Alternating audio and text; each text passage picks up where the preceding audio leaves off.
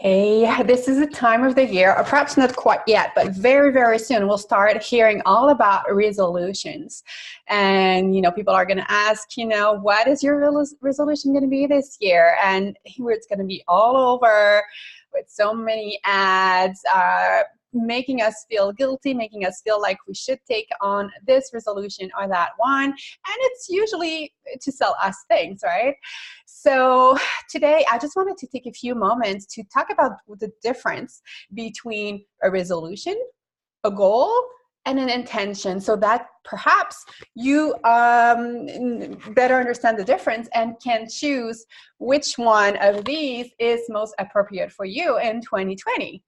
So a resolution, I actually looked up the etymology of all of these words, and resolution comes from the 1780s, and it was used even back then, and it was about, taking a resolution in the New Year's to better oneself. And it was usually based on for religious motives. And as we know, those resolutions, whether it was back then or today, to better oneself, it comes from a place from feeling like we're not enough, like we're not good enough. There's something wrong with us. There's something we need to fix about ourselves, whether it is our weight, our body size, our appearance, like we need to go to the gym more, we need to lose X amount of pounds. We need to, I don't know, have those perfect health markers, whatever it is. So those resolutions usually comes from a place of feeling not good enough and wanting to fix ourselves, and which is basically another way to say that it comes from a place of fear. And I love words, and I know that each and every word carry a different vibration. So the words that we choose, that we think, that we speak out loud, have a tremendous importance in how we feel in our day-to-day life and in our ability to create a life that feels good to us. And I don't know about you, but for me, the word resolution has been tainted with a lot of negative associations, a lot of past attempts and failures. So whenever I think of the word resolution, it's like, I don't want to have anything to do with it. It may not be your case, but it is my case. So just, take a look for yourself and see what the word resolution feels like to you. Let's move to another word that some people have used interchangeably with the word resolution, and that would be goal. So a goal, what is a goal? Okay, so bear with me here, the etymology of that word. Okay, it dates back from the 1530s, and it really means like the end point of a race. And there's also some connotations in there of barriers and obstacles. So it has kind of to be hard, and it's a race, so you have to be running. And so I with all the people that I work with and that I've worked with in the past, a lot of you feel like you're running every single day to try to get the things you want to get done. And perhaps having goals where it's, the energy behind the word goal is all about a race and running. I don't think any of you need more racing and running in your life right now, right?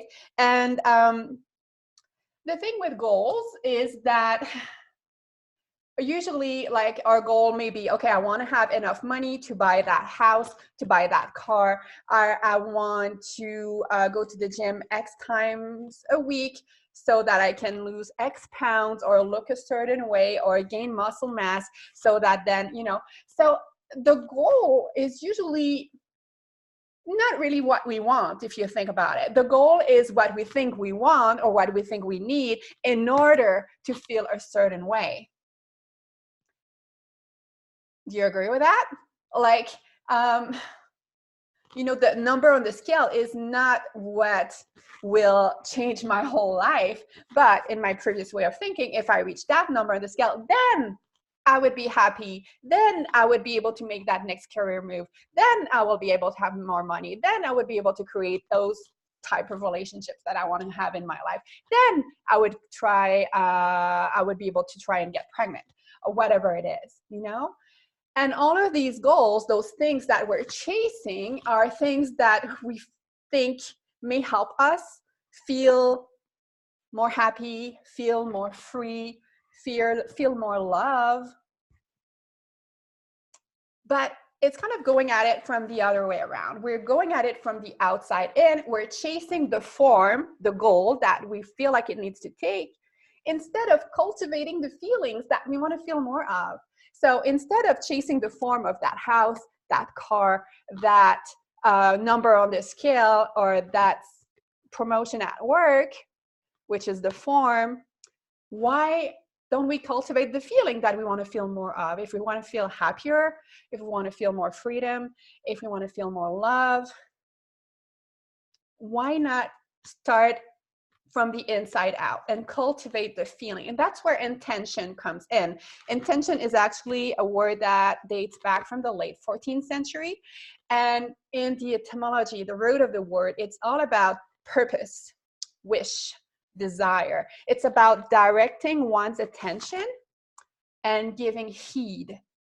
So it's very different than being the end point of a race or trying to better oneself. It's more like what we want to water in our life, what we want to cultivate in our life.